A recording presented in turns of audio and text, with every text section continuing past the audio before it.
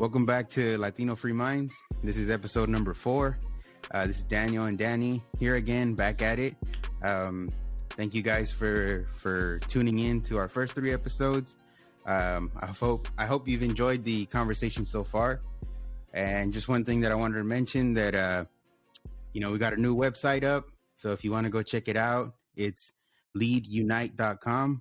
So leadunite.com.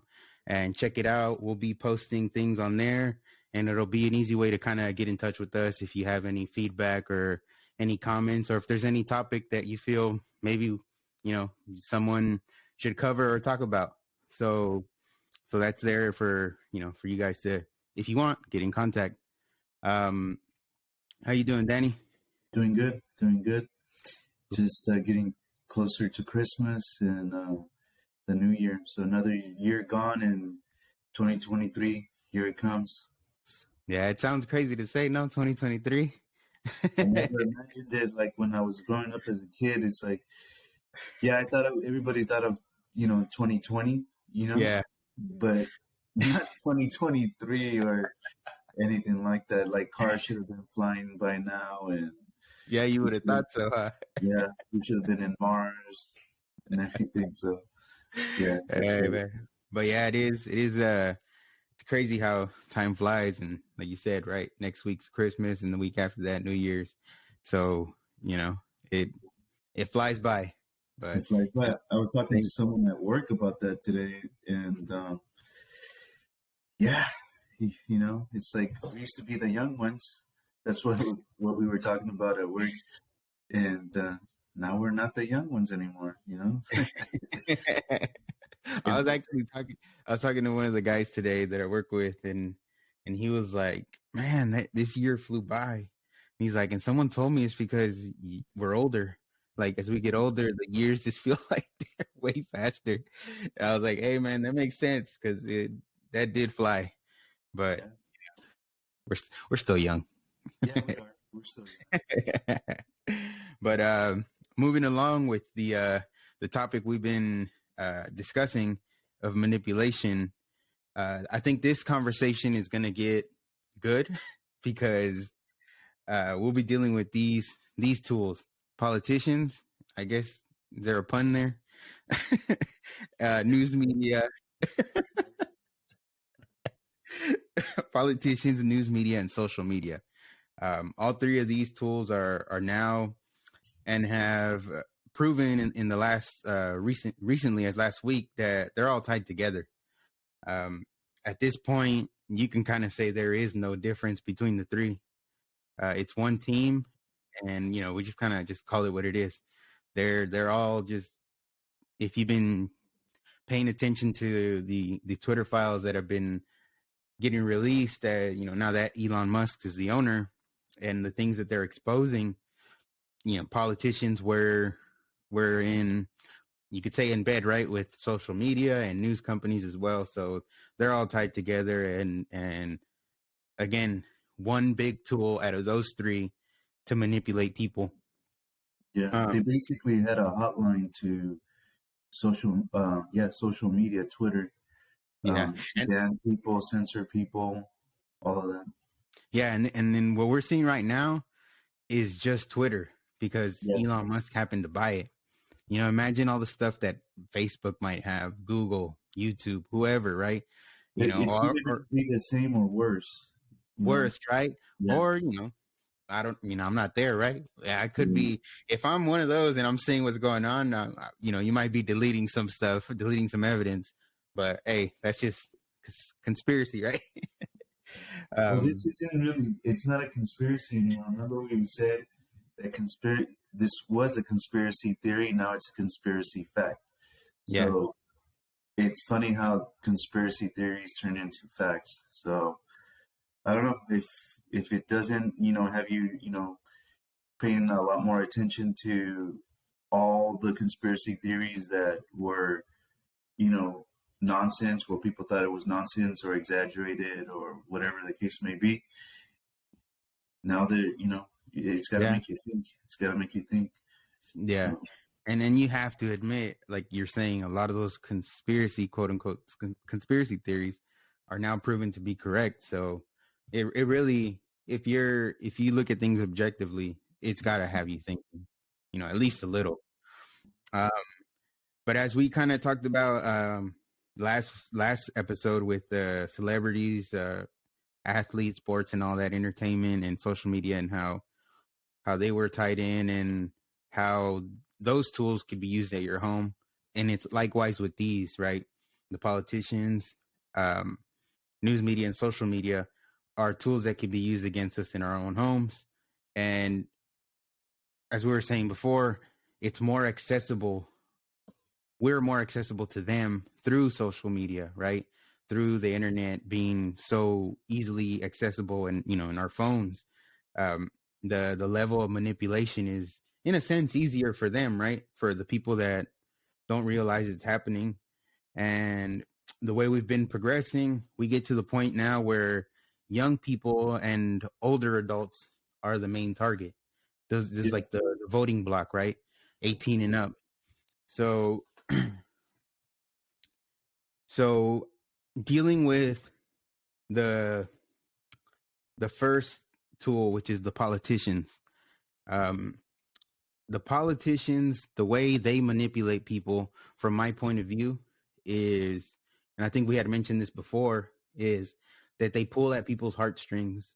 They use your people's emotions, pride, to our own disadvantage, as people. And a lot of people don't even know it's happening. And like I said in the last episode, when I said it in Spanish, si alguien controla tus emociones, controla tus decisiones, which if someone controls your emotions, they control your decisions. That's the pulling at the heartstrings that they're so good at. And, but, again, that's the goal, right? To control. Yeah. And that's the thing, is that with the Twitter files coming out, it it it shows that the FBI was in, along with Twitter, they were running social experiments. Mm-hmm. So I don't know if people saw that or heard about that, but they're testing us. They're testing their manipulation tools on us, Mm-hmm. and they're trying to perfect it. So they're running experiments on us like real time, and we don't even know it, like you said. Mm-hmm. So this is like really nefarious. The more people are finding out about all this information coming out from Twitter, and Mm-hmm. they're not done yet releasing all the files. So I'm interested in seeing how they how they were using it in all the different ways. So it's pretty interesting. But it's like a social experiment where they're guinea pigs. Mm-hmm. Yeah, and to the point that you just said about the FBI and Twitter, I had posted about this, I believe it was yesterday, how they revealed that Twitter was paid, I think it was like 3.4 million by the FBI to kind of do their whole pretty much censoring of accounts, which it's an institution that you would imagine is protecting our constitutional rights and our freedoms. um, they're paying a company to go against one of our, the First Amendment. Yeah. And that's the thing, is that them doing this, it's violating our rights. Mm-hmm. And that's the best way to put it. I mean, we have to look at it, because some people will shrug it off and go, okay, it was a private company and they could do whatever they were doing. But when, and that is true up to a certain point, but when the government gets involved in controlling what information is being delivered through these um, There's ways social of media. communication. Yeah, Yeah. exactly. It doesn't matter whether it's news, social media. Um, they're manipulating it. They're controlling it. Now, that is not legal. and that's the thing Mm-hmm. that we have to understand and separate. Mm-hmm. Is when they manipulate it and control it, that is not legal. Yeah, yeah. And, especially when it came to the 2020 election, Mm-hmm. they had a lot of, Twitter had a lot of, what do you call it? Impact on it as far as what was being put out, what people were able to say during the election. Everybody, well, maybe not everybody's heard it, but obviously the Hunter Biden's laptop, when that dropped, that was because I remember when I had seen that story break, and if I'm not mistaken, I believe the New York Post was the first one to say something about it. They tweeted it out, and it was crazy to see in real time because Twitter, I believe, suspended the New York Post account first, like right away, which is like, that's a well-known for many years publication, Yeah. and just boom, out of nowhere, a well-known publication was just shut down. And then, I think anybody that then shared the link of that story, their accounts got uh shut down, and you couldn't even send it to someone, well, direct messages, so private messages where they quote unquote don't read or have access to, supposedly. You couldn't even send them through direct message to each other. So seeing that in real time when it happened, you could see the, if you want to call it the rigging, if you want to call it manipulation, but the effect that they had by hiding a story that could have had an immense impact on people's decision when they went to vote. It is just crazy to see. Yeah, it is because they also, uh, the stories that they put out there, they were deemed Russian misinformation, right? So, in other words, Through the FBI, through the FBI, yeah, they're the ones which that deemed it. Yeah, yeah, and I'm sorry to interrupt you here, but that's something that when Mark Zuckerberg went on Joe Rogan's podcast, he yeah, said that mhm. the FBI asked him Yeah. to label it misinformation. But Well, the way that they presented it was by saying, "Hey, we've got intel that Russia is going to be on a campaign of disinformation, mm-hmm, and when it comes up, you've got to block it, delete it, or whatever terminology they wanted to use. mm-hmm, But in other words, you you've got to prevent it from being on your platform, right, and that's basically what they did with Twitter. But what I was going to say is everything in that article is proven to be true now. So yeah, they used the fact checkers. They did everything that they could, because that's another thing that they do with mm-hmm, Twitter, Facebook, and even when you go online, like on Google or whatever, if they put out stories, mm-hmm, they'll use their fact checkers, yeah, and they'll say that they've fact checked it and it's mm-hmm, incorrect, and now it's not allowed anymore. And the if you talk about it, it's disinformation. right. So that's the type of control that they have. Exactly. The quote unquote independent fact checkers that Mm-hmm. somehow always lean to one side with their conclusions, right? Yeah. But you had mentioned something about I lost the you had mentioned something about the Right now. FBI. Say that again? Right now, Yeah, or yeah, right now. Um ah well, the hotline that they had, or no, the it'll come back, but it had to do with the FBI. And well, here's the thing. I wanted to say something about the FBI because this is an interesting fact. Okay, so now it's come out that the FBI was paying Twitter, so that was a source of income, and it was a large source of income, right? mhm, At that dollar amount, in the millions of dollars. But it's crazy because they were paying them to allow their agents to go work and give them advice. So instead of those agents or ex-agents going there and working for Twitter, um, they were actually paying them so that they could work there. So now you could see how, even like I said, it's nefarious, right? So I don't think they went in there with good intentions. Yeah, yeah, and it came back to me what I was wanted to say. You were saying about how all these companies were using fact checkers to label it as misinformation or disinformation, and not only fact checkers, it was also politicians Oh yeah. that, especially Adam Schiff. Anything that came out regarding that, it's Russian disinformation right away.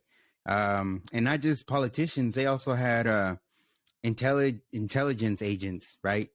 Mm-hmm. That are highly respected with big clearances to, that kind of information. We're also saying it was disinformation from Russia. So it was very how could you call it? It was like a group effort. It was very calculated, and they all knew what to label it as. And then the news media, being as so one-sided as it is, just ran with that. And Well, here's the that's thing is that, yeah. yeah, it's shifty shift. I mean, he stood and, you know, he's lied about so many things. It's not even funny. Mm-mm. With that phone call that Trump had with Oh, the the parody. Ukraine, yep, is that what he was saying, it was almost like comical, like out of a gangster movie, the things that Trump was saying. And one interesting thing that a lot of people don't know about is that when Obama was in office, um, he signed something into law that the media or the government can use propaganda on the Mm-hmm. American people, because that used to be it wasn't allowed. It wasn't allowed, to use propaganda against the people. But if someone looks it up, if you guys look it up, Obama signed it into law. So it's It that's opened the door. exactly what they're doing.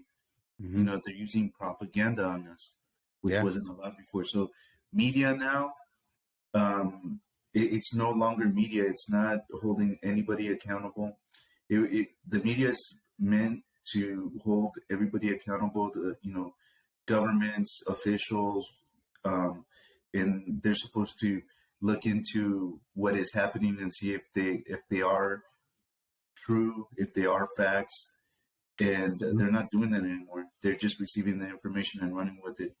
And when the FBI has a hotline to Twitter, letting them know what to do. I mean, they're even talking about Fauci, even having direct communication with Twitter and telling them what to say, not to say, and it just shows you how bad it is, how corrupt it is. If I'm not mistaken, Fauci's daughter worked for Twitter. So if anyone had a hotline to Twitter, he's right there, especially during the COVID, which is a whole nother, you know, I'm waiting for those Twitter files to drop, because that was another time where social media just kind of took over the narrative. Um, but yeah, it was funny because we were talking about Adam Schiff, right? And that guy, I mean, that phone call, like you said, we're talking about a politician that is all over the news, that is on the Intel committee. That guy, he's either, like, especially when it came to the Mueller investigation for Trump with the Russian collusion and all that, he was the one that was saying, based on the evidence that I've seen, Trump is guilty of collusion. Mm-hmm. Well, Mueller did his whole investigation and found what? Nothing. Nothing. So either Adam Schiff is the biggest lying politician there is, or he is withholding evidence from the FBI. So it can't be both. So he's either breaking the law, or he's just the biggest damn liar in politics. Well, they're all liars, but he's a He's up bold-faced liar. He's there. Yeah, he he's is up the there. biggest liar, Mm-hmm. because behind doors when they're being questioned, um, he doesn't he doesn't admit to the things that he says in public. Mm-hmm. There's this weird thing where they're in these congressional meetings and hearings and stuff like that. There's something, they're granted special privileges, like they Mm-hmm. can say things and they don't have to be facts. It's almost like the same thing as that they can use propaganda Yeah, and there's then no make a big deal about it life. and people report about it, but you can't hold them accountable to what they say. Mm-hmm. So now it changes when they're under oath. Then that's when they don't admit those things, because I guarantee you that Shifty Shift, he's not admitting to those things when he's under oath, being questioned Oh without a yeah, camera in front of him. And they yeah, all of them, but he is the biggest liar of them all. yeah, yeah, definitely. And again, this is politicians that we the people, we vote them in, and they're representing us. Or they should be representing us, right? Obviously we're not. I don't. I don't think either of us are in his what do you call it, district in this state, but he represents people of the Mhm. state where we're at. And it's one of those things where we had mentioned it before, is he's a bold-faced liar, but he's supposed to be representing the people. And it's obvious that he's not. The problem with politicians nowadays is they're more about their party than they are the people. And you can see it on both sides. You can see it on the Democratic side. They're more heavy, for the party. Um, Now, and you do have Republicans that are, what we call rhinos, right? That really just don't do anything but are for the party. And now you can see it in real time, right? You have like that kind of like that little fracture in the Republican Party, where you have a group that's America first, putting the people first, and then you got the group that's kind of been their establishment.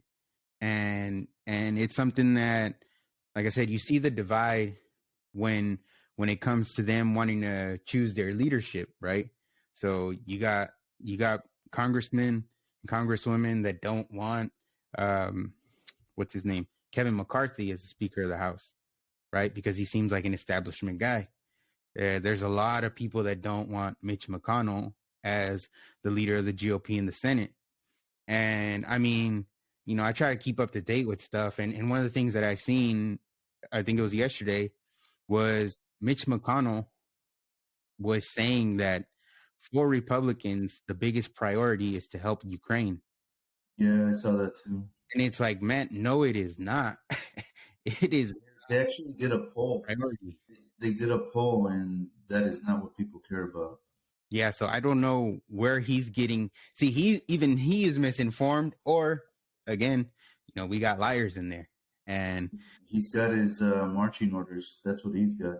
yeah, and it kind of makes it seem like a uniparty, I think is what they call it. Hmm. Uh, and it's something that as much as we might, I guess, how could you call it, bash on Democrats, there are Republicans just as bad. Oh, So yeah, it's yeah. on both sides. The We're thing is this, is that you can see who's taking the money. So, they're trying to throw money at DeSantis right now, wanting him to run for presidency and things like that, trying to get him aligned, Mhm. to go that way. We're going to find out if he takes the money.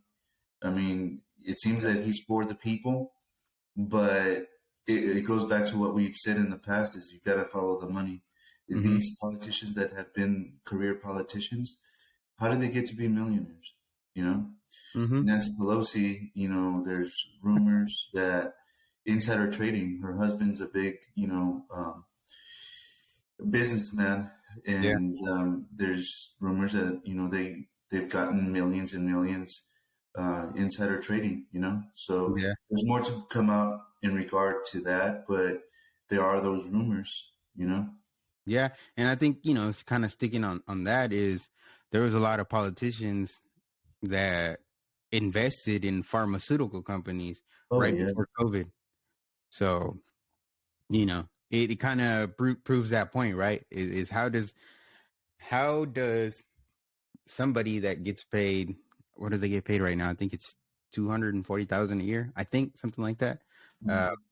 how do they become multimillionaires quickly, like in a few years? Like you don't get paid that much to to represent the people of your district, and that's where I feel like a lot of politicians do it not to represent the people, but to, hey, if I get into politics, I become a congressman. Like you said, that's when money starts getting thrown at you, right? You gotta, you start lobbying. People start lobbying you and throwing money your way, and then, well, hey, guess what? Now you kind of become part of the swamp, if you will. Mm-hmm. And yeah, we'll see what happens with DeSantis. The whole GOP. Like I said, they seem kind of split right now. So we'll see how that all plays out. I mean, this whole thing with the spending bill they've been trying to pass. That, well, I don't know if it's passing or not, but I know they're voting on it. Um, The Omni Bill. yeah, the Omni bill. It's it's a lot of stuff. Makes zero sense. I think it's another 45 billion for Ukraine, and it's like, you know, Yeah. people Going back to what you don't said, want that. the Ukraine being the priority. So I heard a breakdown of how much money has been given to Ukraine. So it's getting close to 100 billion that's been given to Ukraine for defense. Mm-hmm. And then it was kind of surprising because then they said the dollar amount that well, Russia's military budget for the year is 65 billion. So it's something's off right there, you Yeah. know. Yeah, I think I had wrote it down to this point. We've given them 68 billion, and I think this omnibus has another Push it. 45, so it puts it to that 100 billion Mm-hmm. that you're talking about.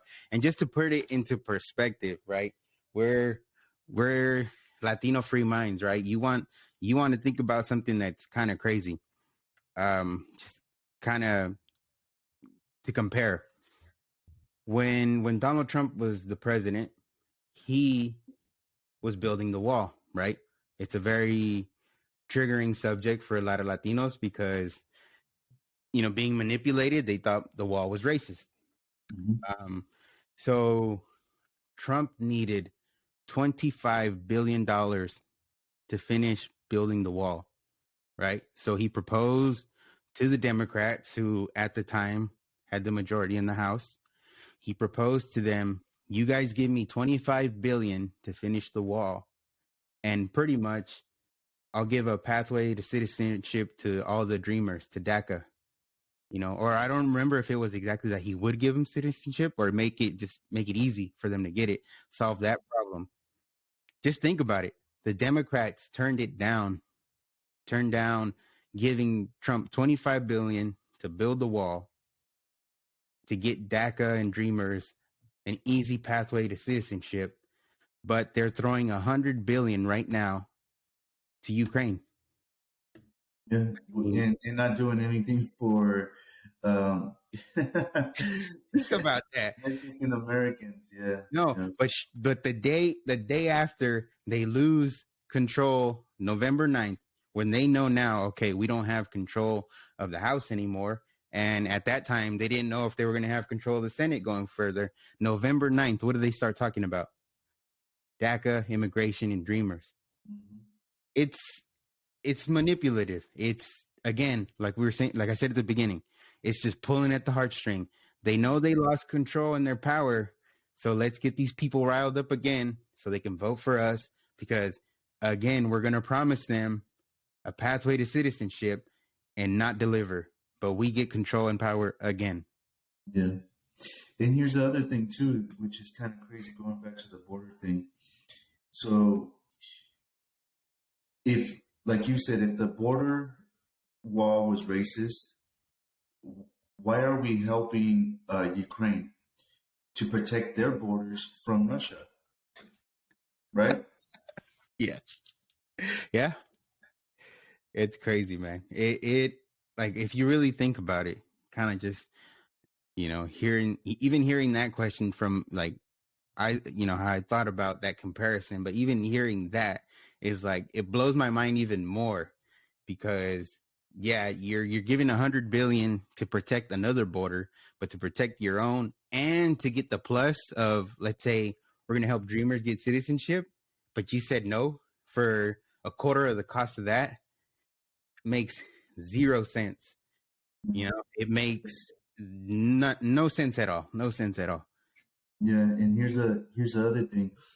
Going to the Latino point of view of this and the way that we view it is that I brought up and I think in the other episode is that you ask someone that was born in Mexico and lived in Mexico if the Mexican government is corrupt, and they won't even let you finish the sentence, the question, and they'll go, "Oh yeah, it is, it is, it is." And you ask them about the United States, do you think it's corrupt? And they're like, no, no, no, no, no, no. And this is how they play the game. So it's not obvious, in their corruption, but this is the corruption right here.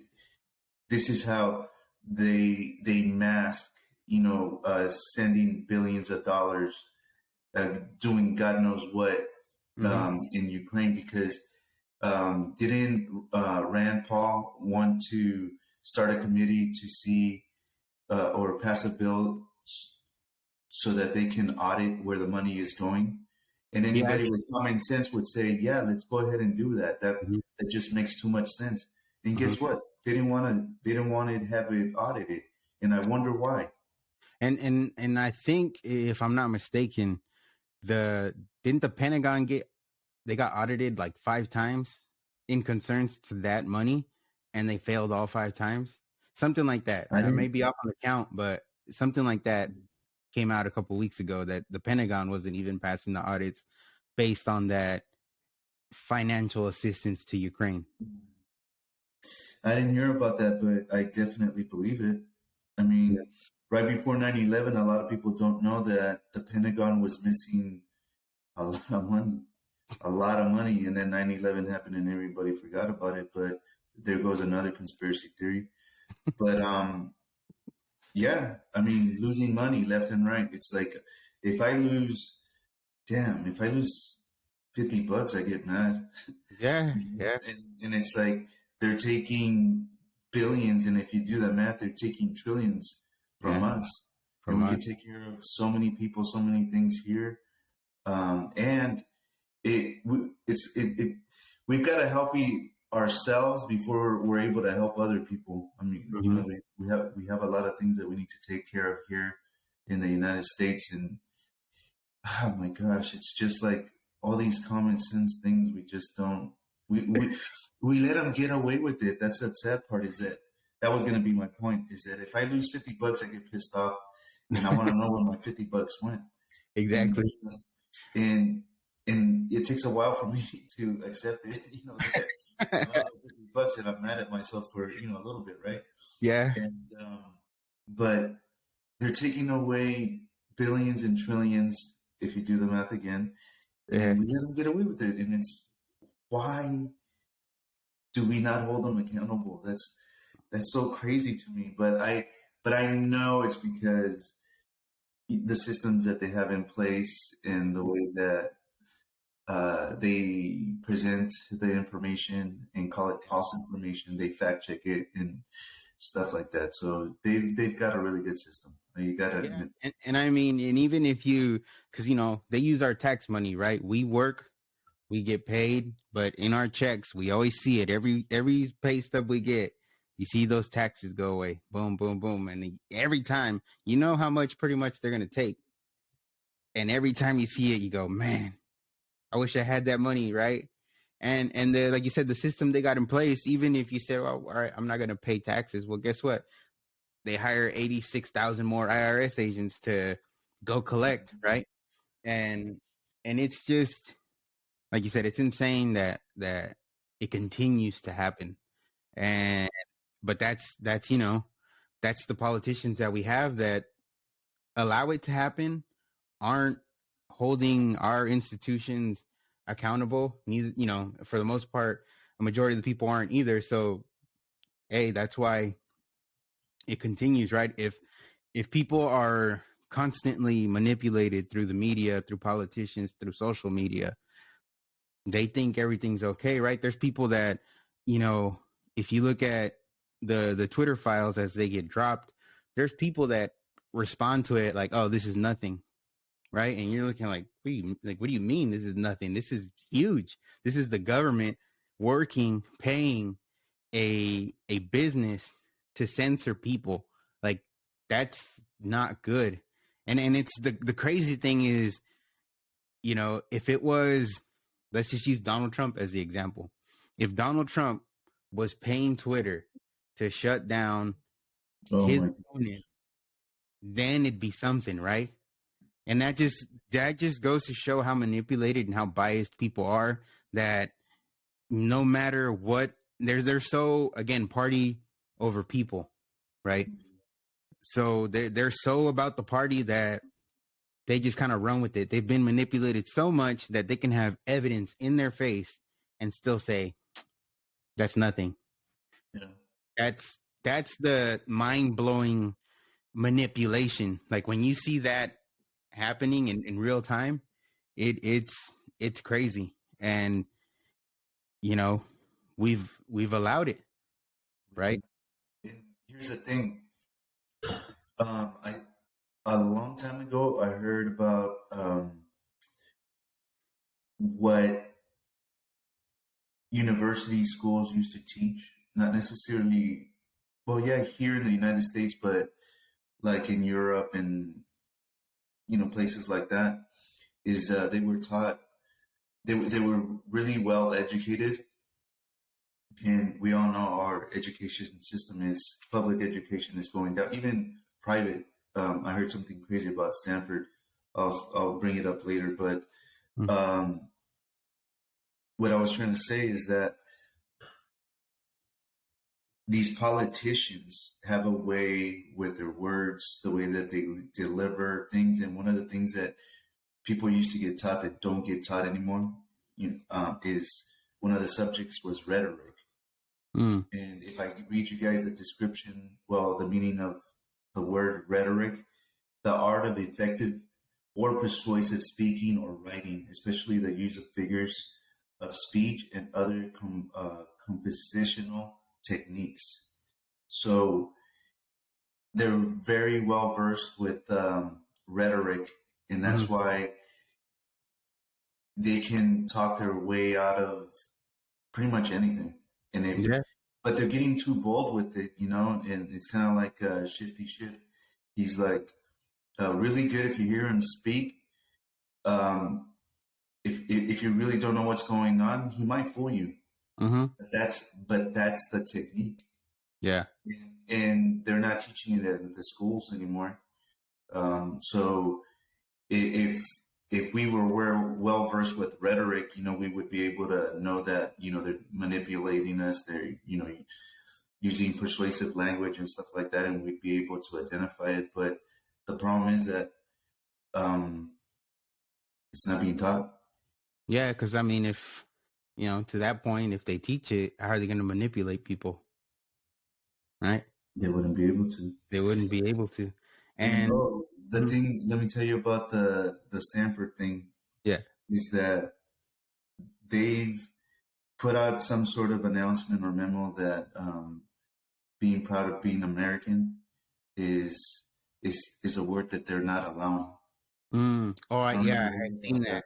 Yeah, I had seen that. They had a different. They had a few phrases, right, to basically not say. And yeah, proud American was one of them. I believe. What was the other one? This might be triggering was one of them, or something like that. There was a few that, again, it's they're not only are they manipulating people's minds, they're now manipulating language, how we Oh yeah, talk, that's huge. That's huge. Yeah. and how we're supposed to talk, what we're supposed to say, what we can't say.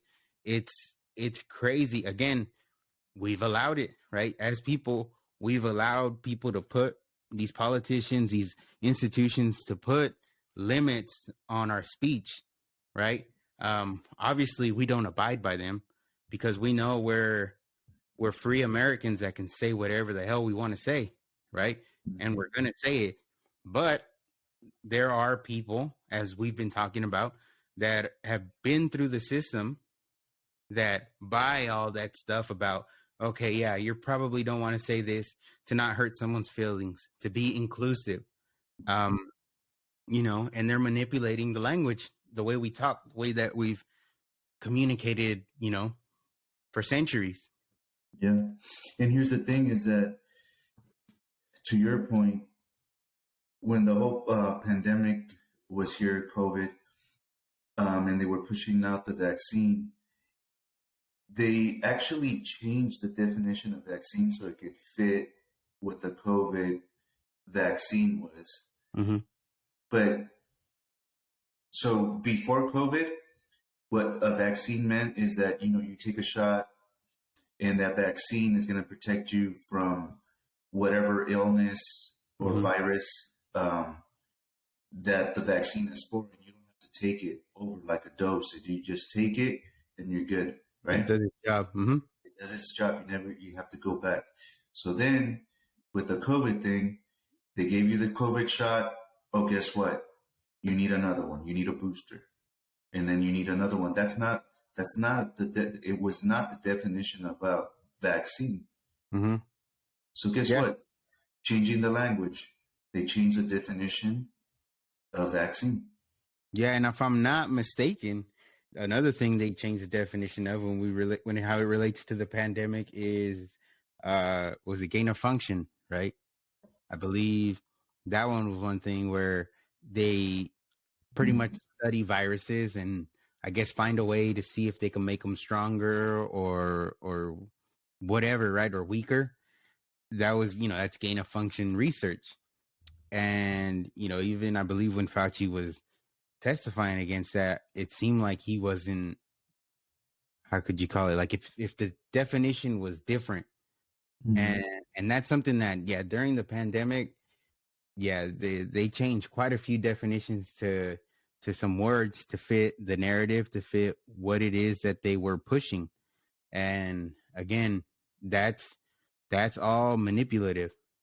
That makes people change their point of view, right? Perception, because everybody prior to the pandemic, obviously people would hear about the flu shot. Are you going to get your flu shot? You knew if you were going to get it, you knew you had to get it pretty much every year. They didn't They call should it a have flu called it a vaccine. flu shot. They didn't call it a flu vaccine. Yep. So that was still in line with the definition, the old Yeah. definition of vaccine. And then as soon as the COVID vaccine came out, then it's a vaccine and the definition changes. And they messed up because they started calling it a vaccine from the very beginning.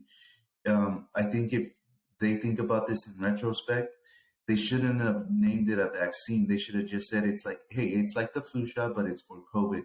It's going to be mandatory. The reason that they wanted to do the vaccine, use the word vaccine, and this is my opinion, they wanted to use that word vaccine so that they could make it mandatory. It's like you can't say the flu shot is mandatory. You see what I'm saying? Yeah.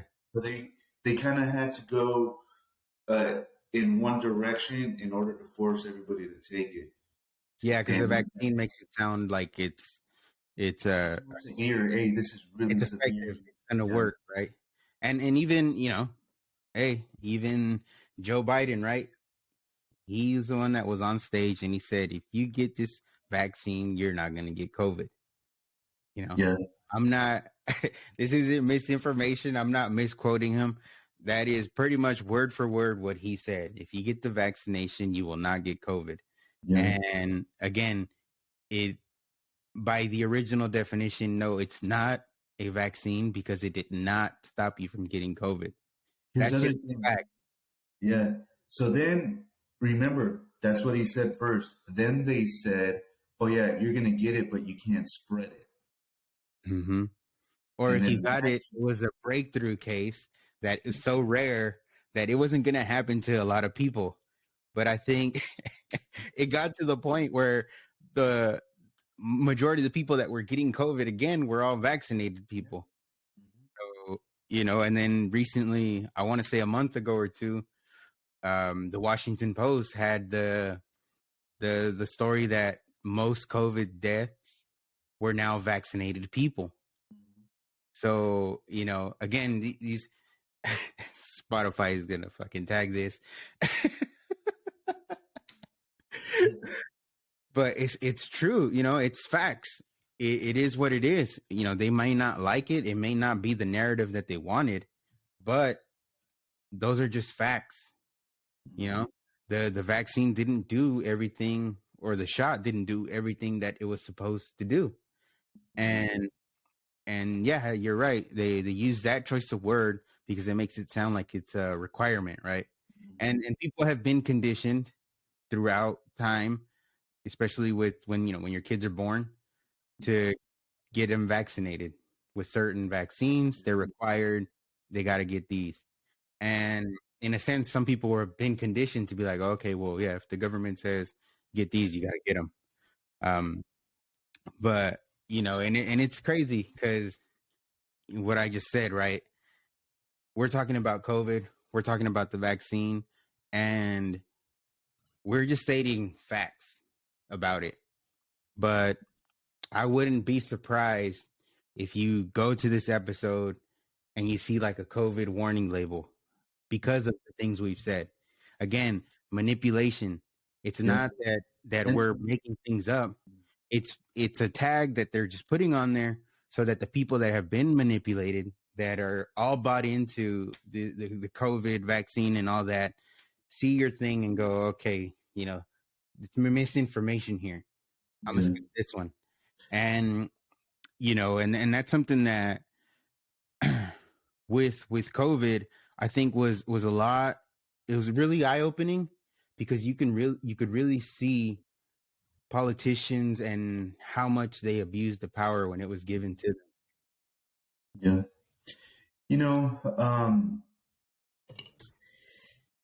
With what we're talking about right now, it also shows how everything is connected. We talked about it in another episode, and it's sports, media, politician news, social media. They're all connected, and they tend to lean to the left, right? Mm-hmm. So now we get a glimpse of how they're able to do that, because people would go, "That's not possible. How is that possible?" Mm-hmm. It's like, because they're the majority. That's why. And it's no, because they're like shift. They're Mm-hmm. bold in what they want to do, and Mm-hmm. they will do whatever it takes to do what they're going to do. Remember what we were talking about someone that's ethical and not ethical? Yeah. The ethical person is not going to advance as much as the unethical one, because the unethical one is willing to do what the shift does, is Mm-hmm. go on TV and as a representative of his, the people that he represents, the county that he represents, or whatever it may be, Mm-hmm. he will stand there and lie.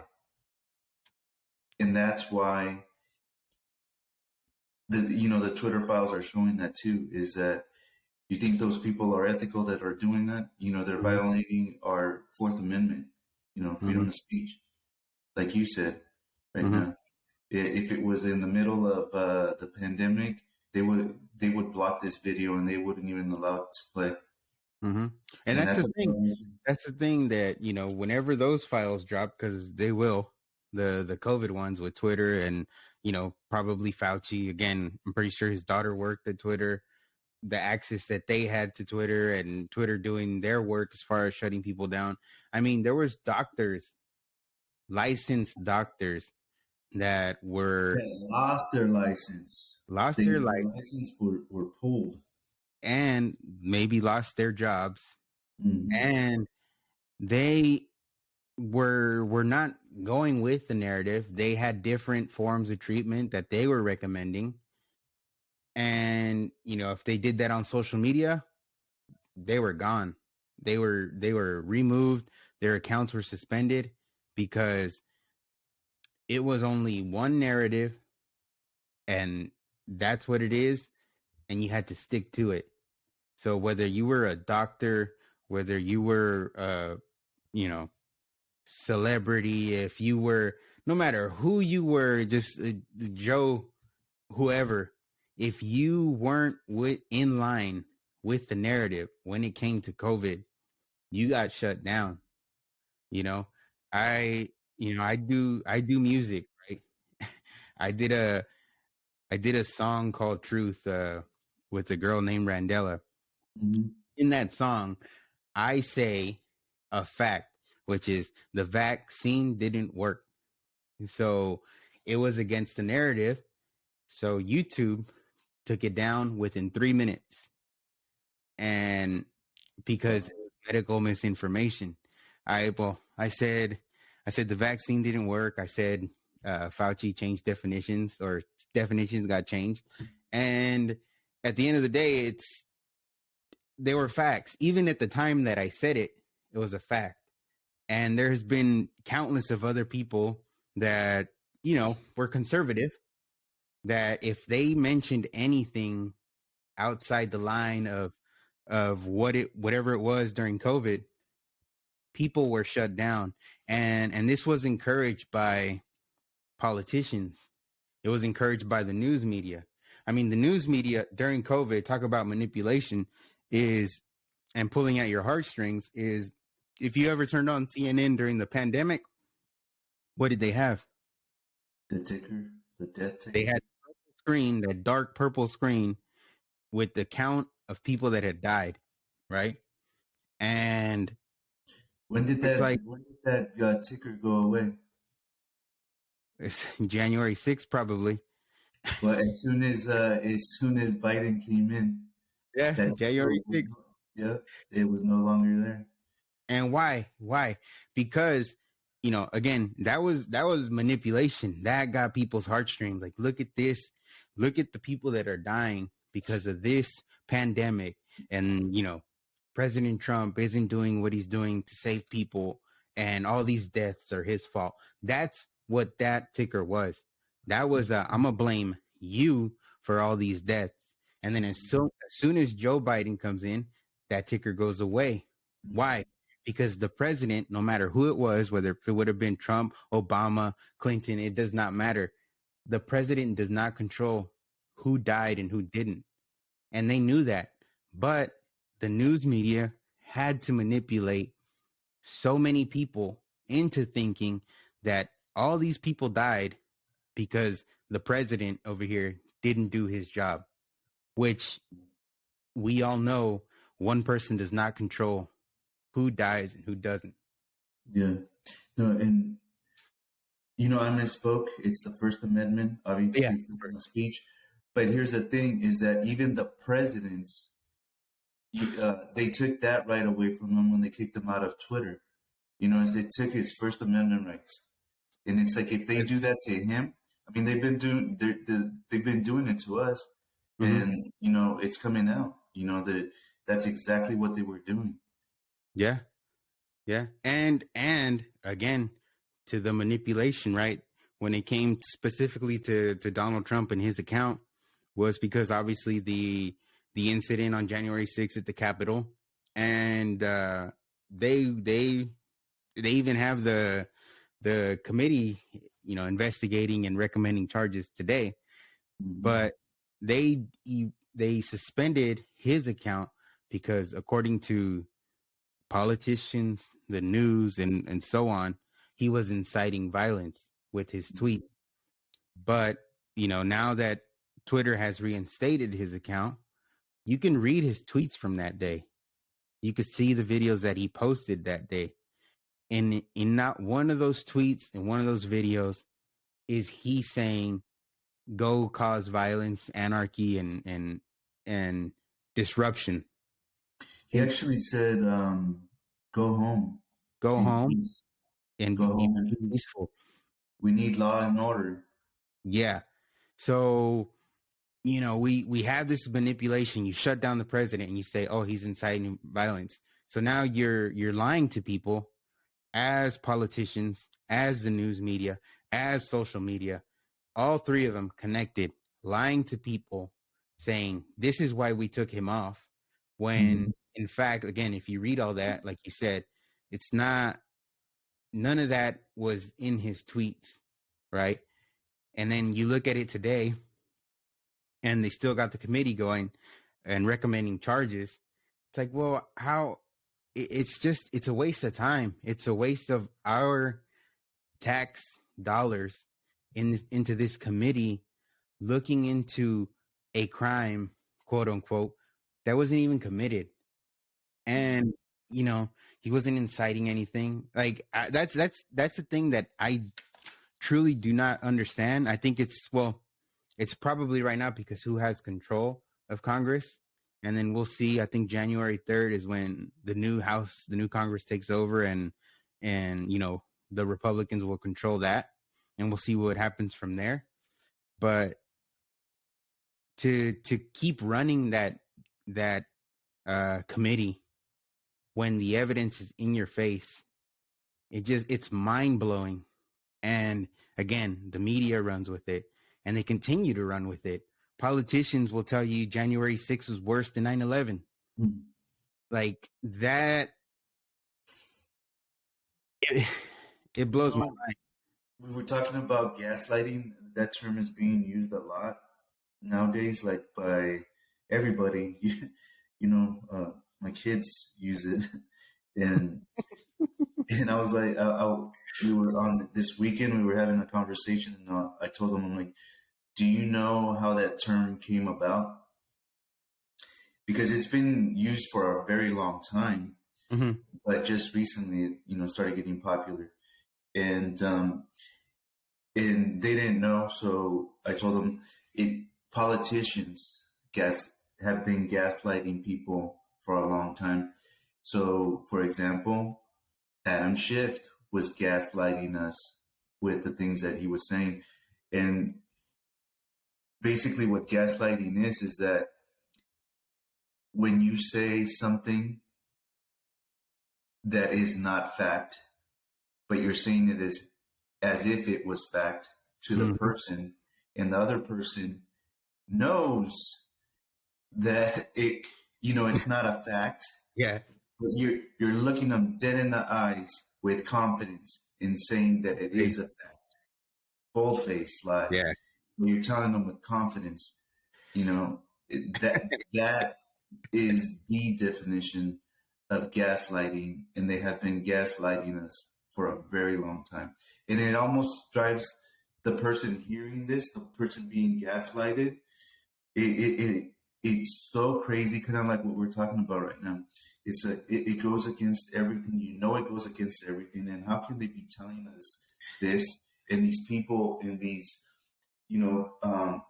political positions with a lot of influence and power, it's like they're there and they're so important and they're telling me this, and it doesn't compute. It's not making sense. And it almost like it could drive you almost to kind of like go a little bit crazy. It's like that's how bad that gaslighting is, Yeah. But it could be a freaking social experiment for all we know. It's like they could sit there and go, hey, you know what? We've told some lies, and people know that they're lies, but we're gonna take it to another level of lies and see what happens. It's funny, man, because like I have, based on what you just said, like I have conversations with my cousin, and sometimes like we ask each other, are we the crazy ones? Is it us? You know what I mean? Like, geez. Yeah. And that's where it's crazy, because then I start going, why do we allow this? Why? How is this allowed? And then the institutions that we have in place, right? The things that we're supposed to, I could you call it, should be more reliable, right? Your politicians think they're more reliable and not the news. I mean, literally news. They're giving you the news. Yeah, they're unreliable. Now Social media is censored. Yep, and so you only hear part of it. You hear their part. Yeah, the things we have in place are so unreliable that it causes all that stuff to be allowed, you know. Mm-hmm. And Yeah. the systems in place is just, it's there for that. It's perfect for that. It's perfect for the manipulation. And again, the whole system, all these topics we've been talking about, you know, in a sense tied together, and it's a whole system that it's gone unchecked for so long, and people are manipulated and they don't even know it. I just thought of something right now. So they they may be thinking this as like an equation, almost like they probably have it down to a scientific method. And I was just thinking right now while you were saying that is it could be like a social experiment, and they might see be going and having a conversation that goes something like this. He's like, okay, we can go out there and manipulate this information, that information, and these lies, in other words. And as long as 60% of the people believe it, we can tell these bold-faced lies. But if, only 40 or 35% believe it, then we're going to get called out on it, and it's not going to work. Yeah. So I almost feel like they have some sort of Strategy. formula like that. Yeah. Yeah. Yeah. I mean, yeah, if the majority, right, if the majority agrees or falls for the lie, then we can keep spewing it, because at the end of the day, that's the number we need. And check this out. Right now that I said that, so with all the bots that, are in Twitter or social medias, is that it gives you that impression that 60% believe it, right? So when you see the likes and you see the followers and stuff like that, you have to go, no, well, that is the majority. And we'll see what happens moving forward. But I've got a feeling that that's a false majority, and we're going to find out later. And that's going to flip around. And I don't think these little social experiments are going to be working anymore when the reality comes out. And that's where, again, the Latino point of view, the perspective, if you will, is that corruption is not in our face like that. It's strategic. It's the way that it's done. It hides it well. And just think about it this way: the reason that we're able to see the corruption that we're talking about is because of today's technology with social media, internet, stuff like that. And imagine when this wasn't around, and let's just say even in the 90s, and you go back to the 80s, 70s, 60s, 50s, and 40s. Well, so just imagine the manipulation that went on right there. Is like they said something, and it would take probably years to find the truth. That's crazy. Yeah. Nowadays, with today's technology, is they tell a lie. Oh, dude, it's minutes. You go back in the Wayback Machine, you do a little bit of research, check the web, check this, check that. Yeah. And you're like, you're gaslighting me. That's a lie. Yeah. And to that point, right? It's like, you can, because what the media does a lot is give you things out of context. They did this a lot with, not to keep using Trump as an example, but it's kind of where a lot of people noticed it is they would take seconds of an entire speech that sounded like, if you heard those seconds and just those seconds that they cut out, oh damn, this sounds bad. But if you go and to the technology that we have, is you could go and watch that entire speech, and then you can decide whether you still come up with the conclusion that the news media gave you, or you hear the whole thing and you go, well, they cut that out of there to make them sound bad. Yeah, and it was out of context. And not just with Trump, with anyone in general. If you see, if they're reporting something about somebody or a news event and you're just getting tiny clips here and there, go search the entire clip, the entire speech, the entire whatever it is. And then at the end of it, if you still agree with them, then it is what it is. You at least you investigate it on your own, right? Yeah. It's like news media is supposed to investigate what happened, but now the people have to investigate the investigator because they've shown to not be truthful. And then just one more thing, kind of from the Latino angle is we had brought this up before, right? They only got Univision and Telemundo, and I think Azteca is the other one, and that's pretty much it, right? And I think you gave me this rule of thumb, and for the most part, from what I've seen, when I do have, when it is on, is 99% of the time, whatever you hear on Univision, it's probably the exact opposite. And it's crazy because, again, you could try it on your own if you want, but every time I've seen something on Univision that gets reported, and then I go look into it, it seems like it's the exact opposite almost every single time. So, just kind of keep that in mind. Try it out yourself if you're listening to this and you watch Univision and you understand, you speak English and Spanish and all that. You're gonna notice it is out of context. Well, And right now with what you said, that show Cristina, remember the show Cristina? yeah, Didn't they? So it was supposed like it was almost like a Maury type of show, right? right.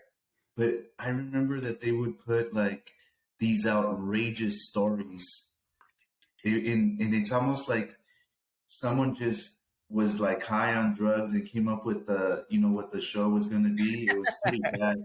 Yeah, It was just exaggerated to the max. And now that's everything. Now that's actually like the news now. yeah, yeah, And what they're reporting, it's insane. And yeah. that's how you have to treat it. It's like you're watching that show and you're like, this isn't real, but I guess it's entertaining, so I'm gonna keep watching it. But that's what you have to do. You have to take it with a grain of salt and you know believe Yeah, the opposite of what they're yeah. actually saying. Because as we said earlier, the news is supposed to be giving you the facts of what happened. The problem is they're giving you their opinion of the facts. So they're taking whatever happened, putting their spin on it, making it making their reality the supposed reality for you and everybody else that's watching it. So that's the problem with the news nowadays. With news is they put their opinion. Journalists, they're more like activists nowadays, more than just being reporters and reporting the facts of what happened and letting people decide on their own, the conclusion they want to reach. Like Yeah. they assign you your conclusion to you. Well, here's the thing. Okay, the media, that's what they're supposed to do, right? Like you said. Mm-hmm. And I remember watching movies that had to do with reporters and stuff like that, and they would be writing a story, right? So when they're writing the story and they present it to the editor, then the editor goes, "Is this verified? Is this Yeah, what are yeah, your sources?" It's like, "Oh, this is my source, da da da da," and this and that. But the editor was like strict. They were like, what are your sources? It has to be verified. Is it verified? Da da da da. That's out the window. That's yeah. gone. Nowadays, Adam Schiff is the source. Yeah, exactly. And he's in They're Congress in getting the their own Intel sources. community, so he's in the Intel committee. If he goes to a news source and says, "Hey, I know this," yeah, but who's your source? Adam Schiff. You know what I mean? That, like you say, that's gone. That's completely out of the window now. Yeah, because it's infiltrated. Yeah, So it's smart if you think about it. It's like, who is it verified by? Oh, the FBI. Oh, okay. Well, the FBI. it works over here. And it's like It works on Twitter. they're verifying their own stories or whatever, you know. Oh God. So we live in Interesting. interesting times right now. Yeah.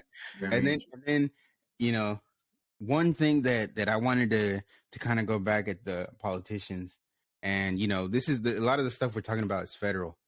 But we also have, our state legislature. And for the most part, your state legislature is what's going to affect you more.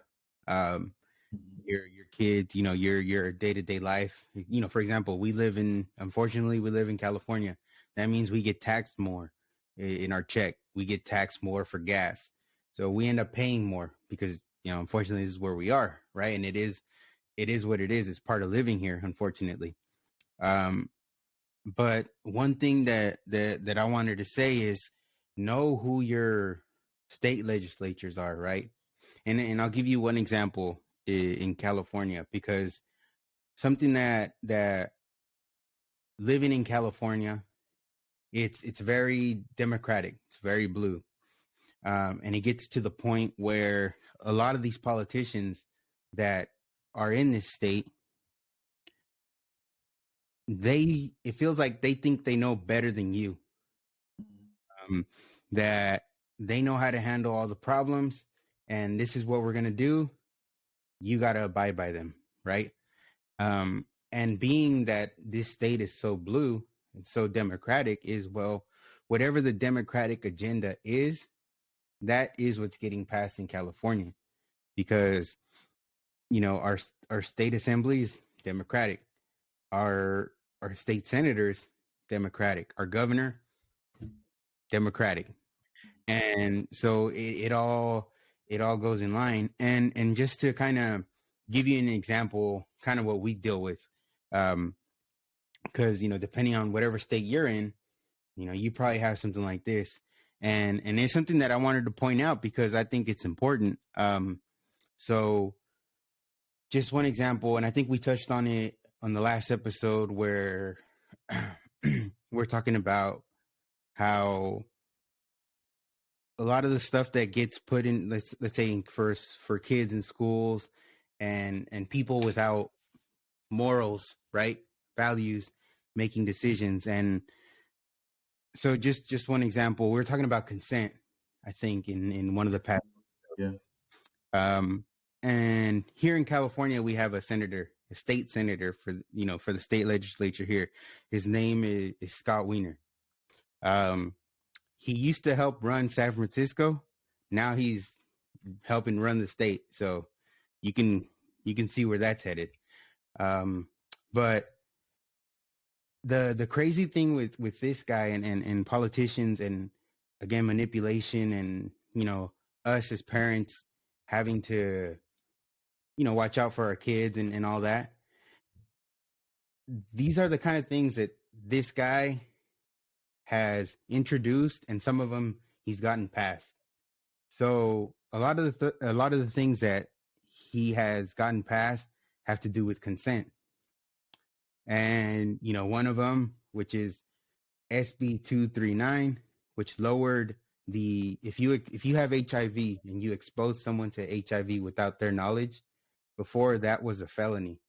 Now it's a misdemeanor. So pretty much you don't even need to give consent for someone to infect you, right? That's removing consent. SB 145, where he's trying to lower the consent of age for sexual activity. It's like, why, man? Why are you doing this? What is his fascination with consent? SB 866, removing parental consent for vaccinations. And then SB 107, removing parental consent on affirming treatments for kids out of state. So this guy has a lot of bills that in our state he's introducing. He's a politician introducing in our state that, for the most part, affects kids, consent, and parent knowledge. And again, these people think they know better than you. Yeah.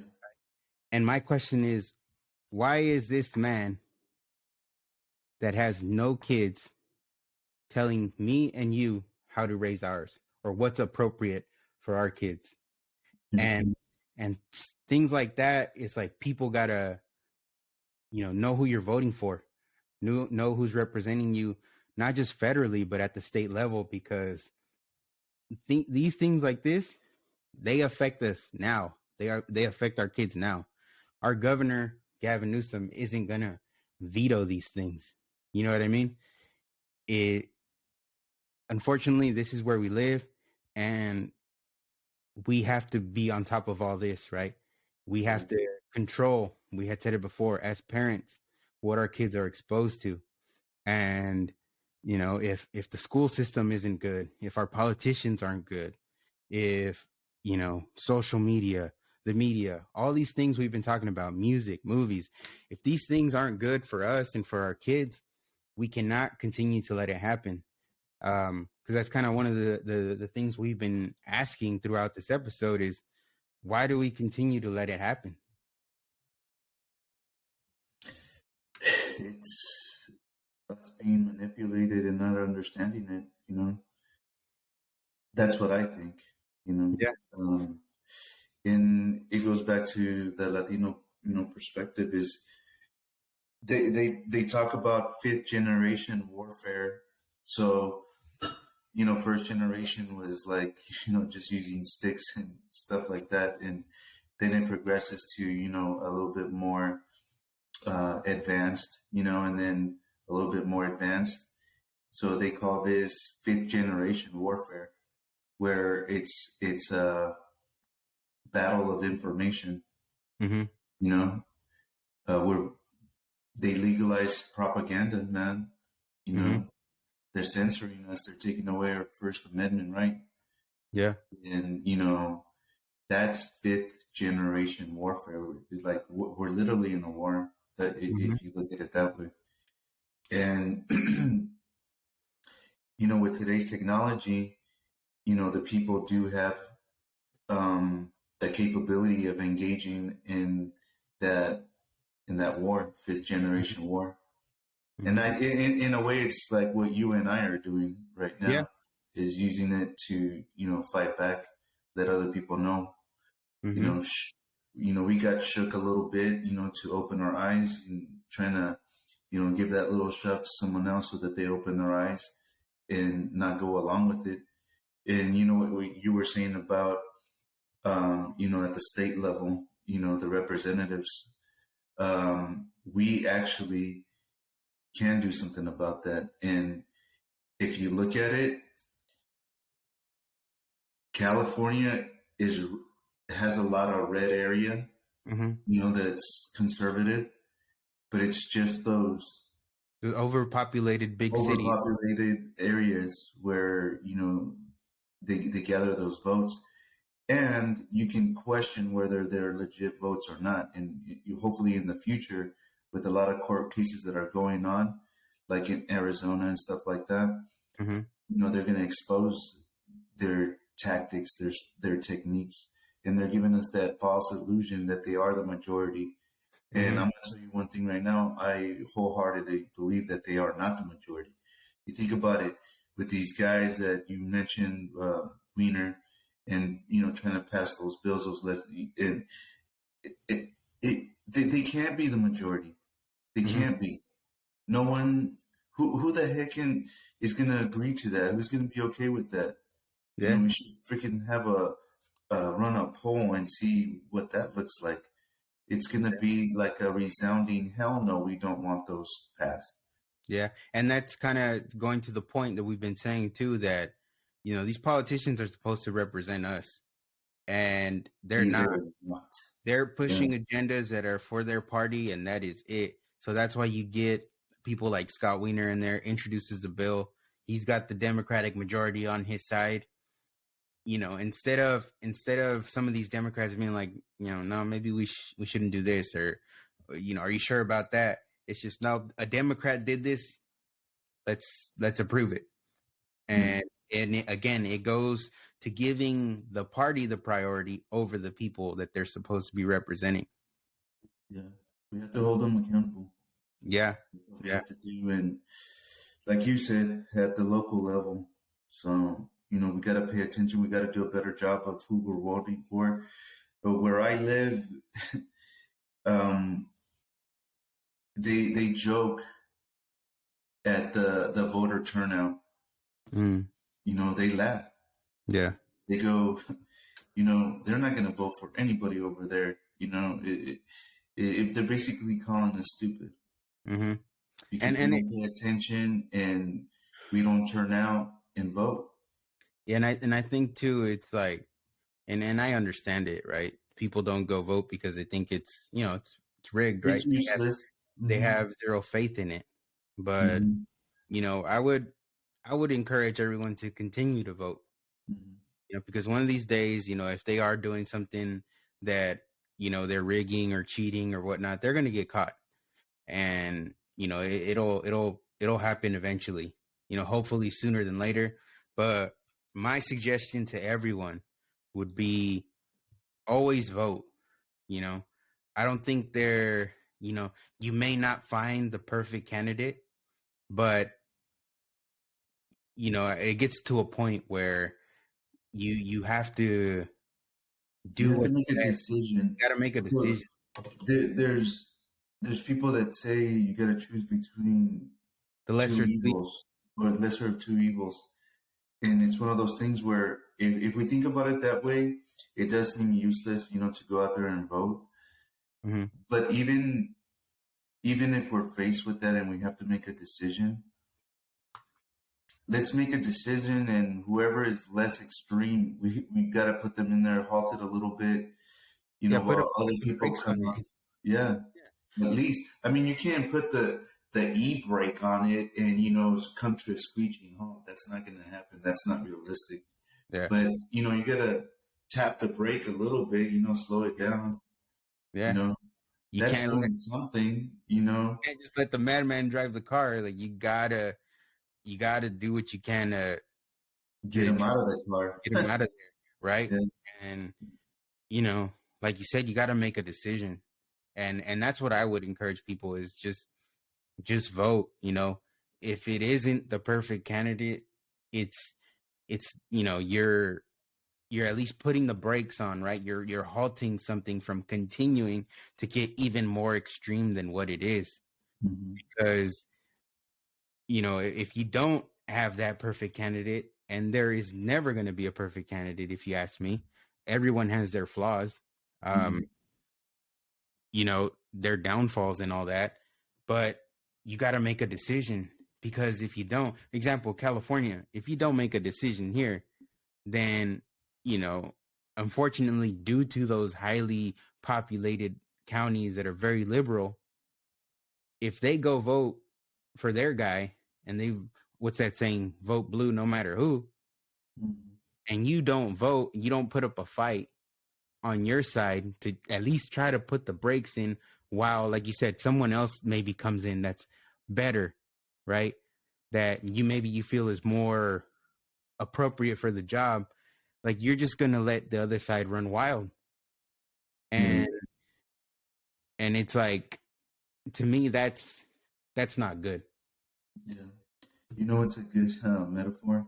Is we're talking about stepping on the brakes, pumping the brakes, and stuff like that. It's like, so these crazy people are driving the car, and they're gonna run that car into a freaking brick wall, and the crash is coming.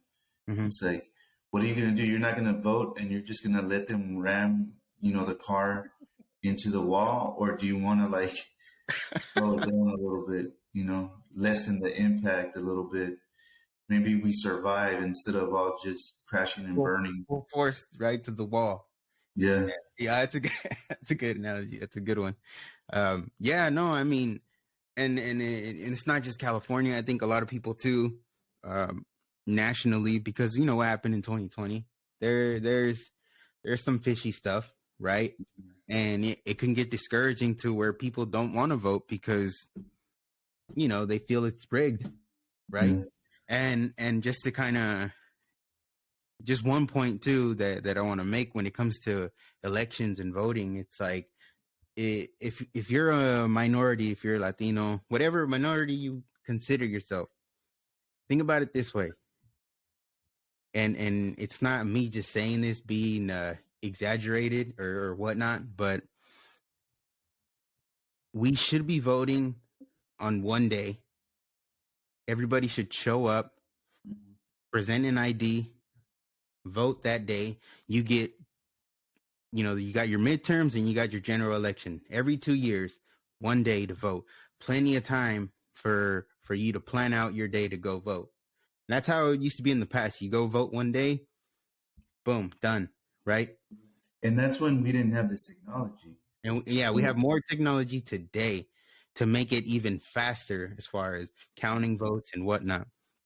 But just think about this: if you're a minority, it's the main argument that one side uses for not having elections done that way is because asking for an ID is racist. So in a sense, it's like saying this Mexican American, this Black American, this Asian, whatever minority you want to be, these people are too dumb to present an ID to vote.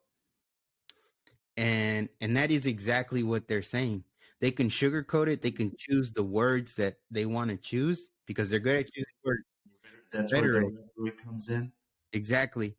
And say, oh, it's because, it's racist to ask for someone's ID or,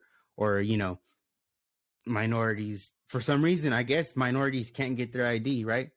I guess a lot of minorities don't have driver's license. We're just driving out there like crazy, right? We don't buy anything that requires an ID, I guess. We don't buy homes. We don't buy cars. It's like they're dumbing us down and using who we are as the excuse with their rhetoric.